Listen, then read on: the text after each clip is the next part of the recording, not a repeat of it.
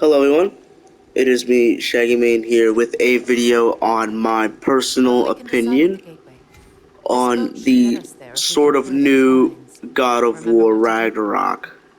I say sort of new because it came out in November of 2022, and this video should probably be out by sometime late February, for sure.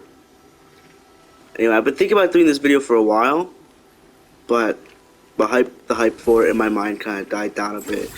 I just kind of took a bit of a break. But we're back now.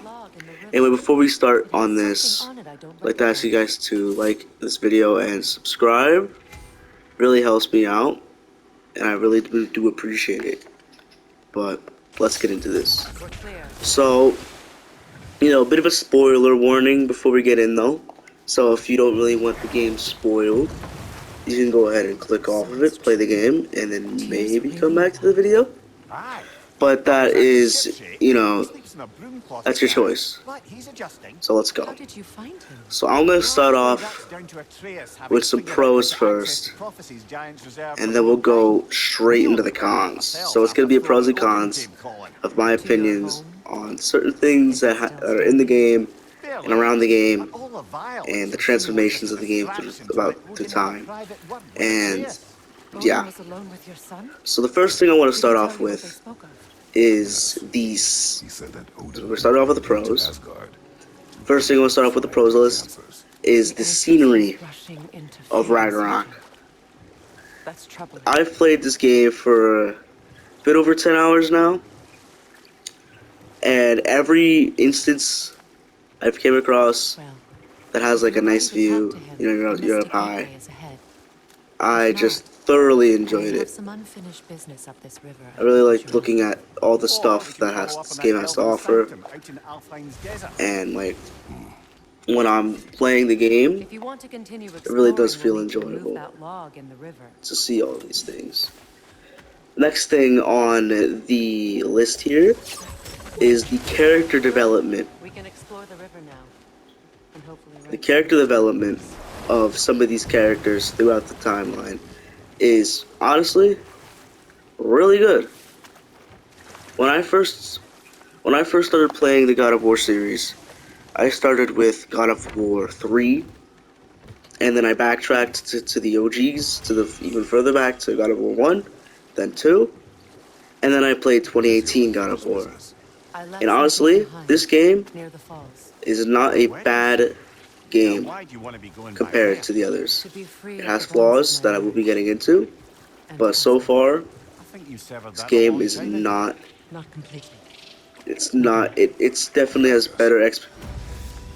The expectations are better than I expected. Now we're going to head into one other part, and then we're going to head to the cons. The other part of this pros list is the puzzles that are in God of War Ragnarok. See, when I first started playing this God of War series, the last thing I expected were puzzles.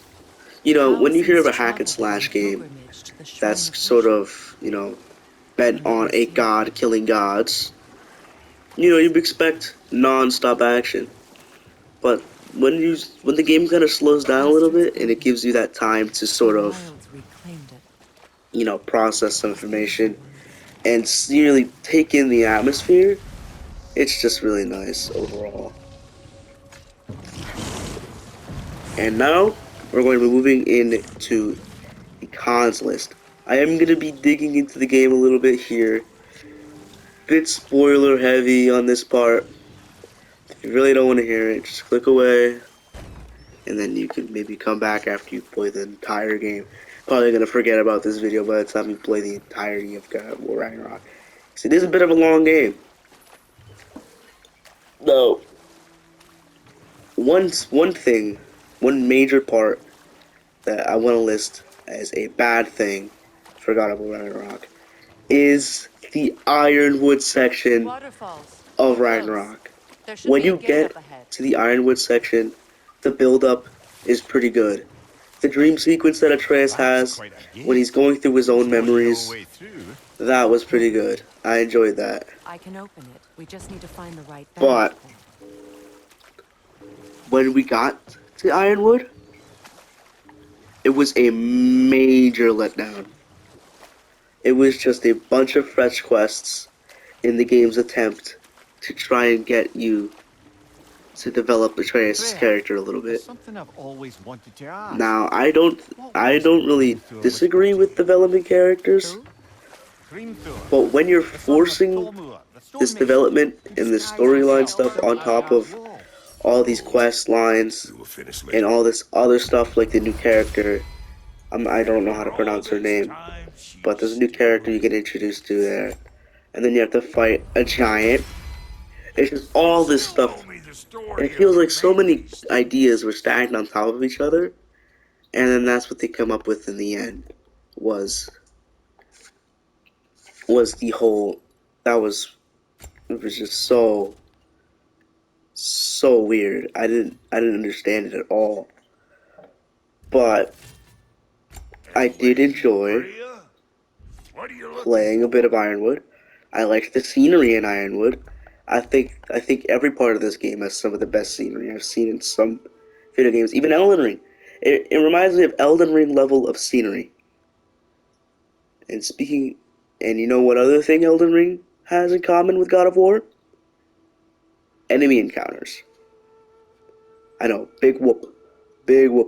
But the thing is about these enemy encounters is that in Elden Ring, I mean, I'm not trying to say that just because Elden Ring has good enemy encountering doesn't mean God of War should immediately be compared to Elden Ring, but I'm trying to make a nice comparison here. So what I'm trying to say is Elden Ring has some of, you know what, just scrap Elden Ring. Forget I ever brought up Elden Ring, because it's not working. So, what I'm trying to say is that in the older God of War games, enemy encounters sort of flowed into the story. You know, in the God of War 3, you'd be, I forget what happened in God of War 3. It's been so long. In the original God of War, I raised a son when you were playing and you just got to the docks, and you're like, alright, let's kick some tail.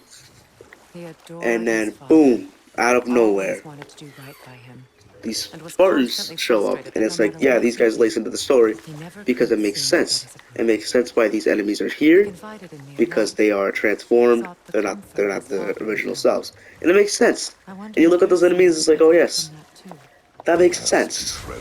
But when you encounter the enemies in this game, it makes zero sense.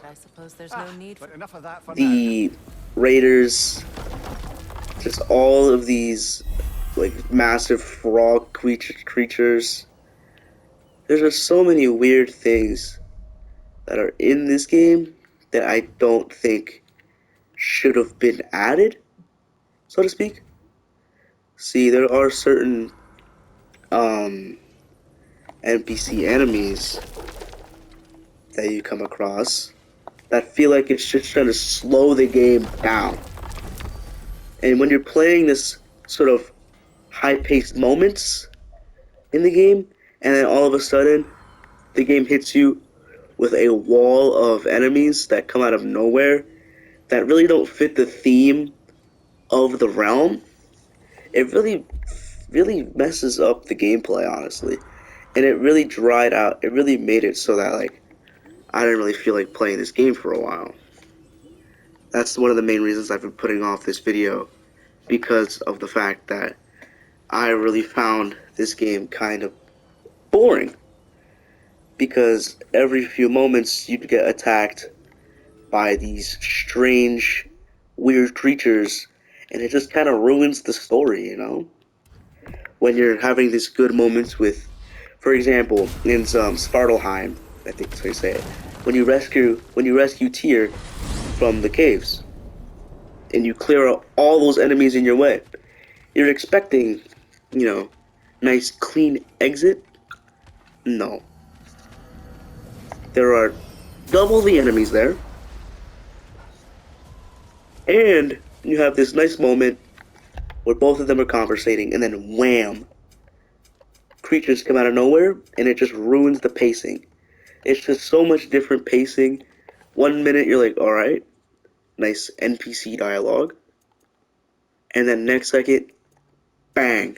You are immediately thrown into a confrontation with these weird things that, again, don't fit the theme of the place, but also don't fit the whole story in general.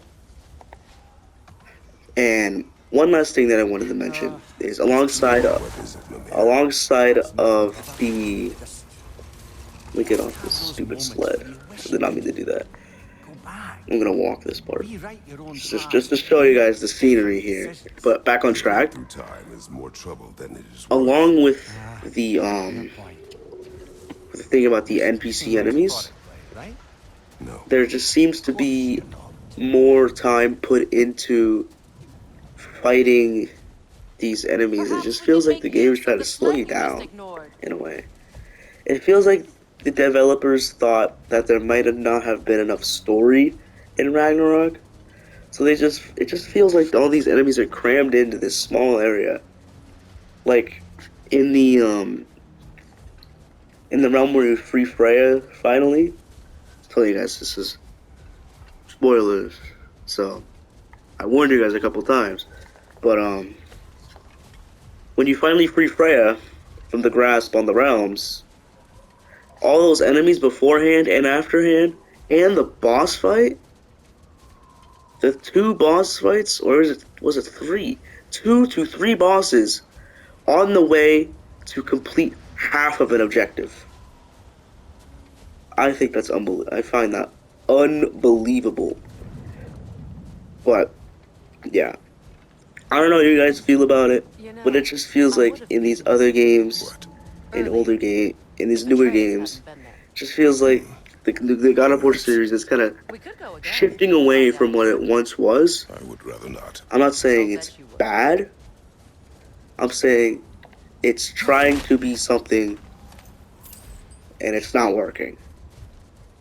It's trying to be the hack and slash that it used to be, while also incorporating all this new story, all these new ideas, while also incorporating the old ideas of fighting multiple enemies, like in the original God of War, and it is not working. And honestly, Another half Gufa. the game still came out fine, despite everything that held it, despite all these bad things. The game still was a contender for Game of the Year, and I find that very, very crazy. But yeah, that's all I have to say about it. You guys can tell me your opinion on it in the comments. The forbidden sands But lay yeah, beyond. that is all I have for you guys. Have a great day. And another